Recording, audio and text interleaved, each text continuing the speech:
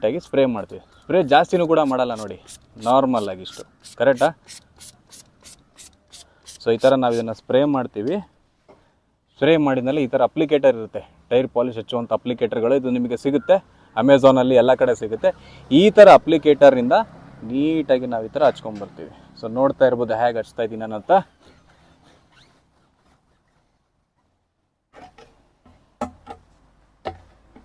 ನೋಡಿ ನೀಟಾಗಿ ಹಚ್ಕೊಂಬರ್ಬೇಕು ಈ ಥರ.